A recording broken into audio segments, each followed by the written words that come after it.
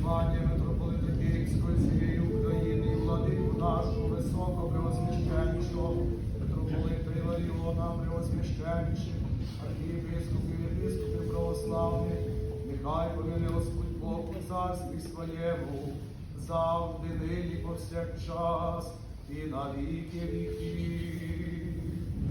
Обережену Україну нашу, владу міські всі людні сії, нехай повне Господь у царстві своїм, завжди нині і повсякчас, і на віки віків. Настоятеля храму цього, користів, жертводавців, парафіян, всіх православних християн, нехай помине Господь Бог у царстві своїм, завжди нині і повсякчас, і на віки віків.